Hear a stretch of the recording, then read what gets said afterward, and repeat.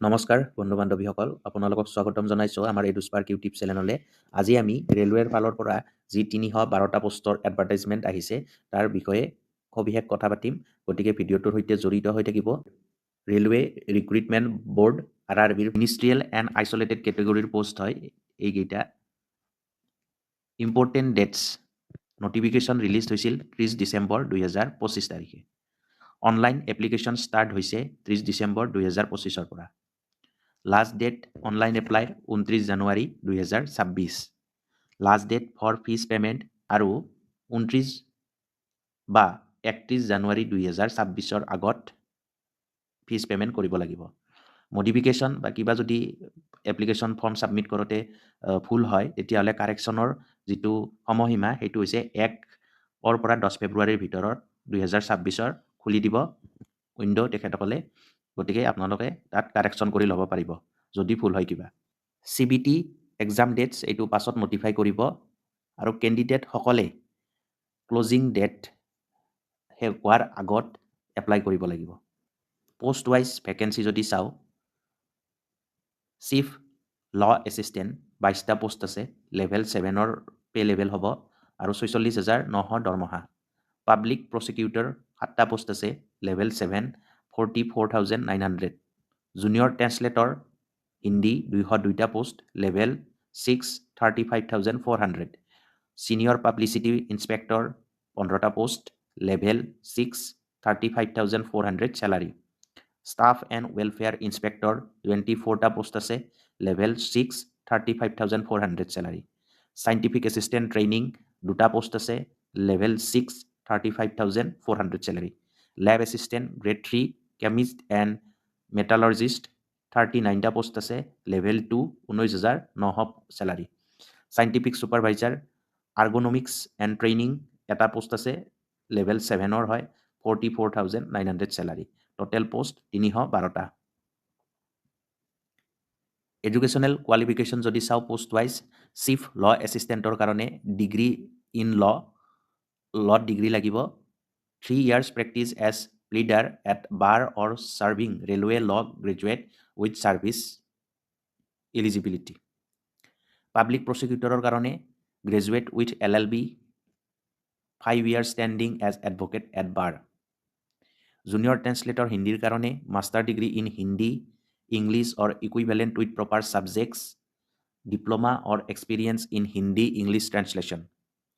Senior publicity ইনস্পেক্টৰৰ কাৰণে graduate লগত diploma in PR, advertising, journalism, mass communication experience desirable. Staff and welfare ইনস্পেক্টৰৰ কাৰণে গ্ৰেজুৱেটৰ লগত anyone এইকেইটা ডিপ্ল'মা ইন লেবাৰ বা ছ'চিয়েল ৱেলফেয়াৰ বা লেবাৰ লছ বা LLB বা PG ডিপ্ল'মা বা MBA HR। চাইণ্টিফিক এছিষ্টেণ্ট ট্ৰেইনিঙৰ কাৰণে 2nd class masters in psychology লগত 1 year experience and desirable skill. Computer লাগিব। Lab assistant grade 3 chemist and metallurgist 10+2 with physics and chemistry. Higher ছেকেণ্ডাৰীৰ লগত physics chemistry থাকিব লাগিব আৰু ৰিলেভেণ্ট ডিপ্ল'মা বা চাৰ্টিফিকেট যিখিনি আছে সেইখিনি লাগিব লেবৰ কাৰণে। লেব টেকনিচিয়ান এইবিলাকৰ কাৰণে যিবিলাক চাৰ্টিফিকেট আছে সেইবিলাক দৰকাৰ হ'ব। Scientific supervisor ergonomics and training 2nd class master psychology physiology with experience research in work psychology economics ergonomics training. এইখিনি কোৱালিফিকেশ্যন লাগিব। এলিজিবিলিটি ক্ৰাইটেৰিয়া যদি চাওঁ, এজ লিমিট 18 years, মিনিমাম 18 বছৰ লাগিব হ'ব আৰু maximum age post wise vary কৰিব। এইটো আনৰিজাৰ্ভডৰ কাৰণে 30 বছৰ আৰু বাকী যিবিলাক SC ST OBC NCL PWBD ex servicemen আছে সেইবিলাকৰ কাৰণে ৰিলেক্সেশ্যন আছে age per government rules. Application fees general OBC NCL মানে নন ক্ৰিমি লেয়াৰ যি চাৰ্টিফিকেট যে আছে OBCৰ এইটো আৰু EWSৰ 500 টকা। এই 500 টকাৰ 400 ৰিফাণ্ড হ'ব অন এপিয়াৰিং ইন CBT। আপোনালোকে যদি ফাৰ্ষ্ট টেষ্ট যিটো CBT কম্পিউটাৰ বেছ টেষ্ট হ'ব সেইটো যদি দিয়ে 400 টকা ঘূৰাই পাব। SC ST PWBD female transgender ex servicemen minority EBC economic backward class 250 rupees হ'ব আৰু full refund on appearing in CBT 250 rupeesটো আপোনালোকে ঘূৰাই পাব। SC ST বা এইকেইটা কেটেগৰীৰ হ'লে, কিন্তু জেনেৰেল OBC EWS এইটো 400 টকাহে পাব। Online payment modes only in internet banking, debit card, credit card, UPI।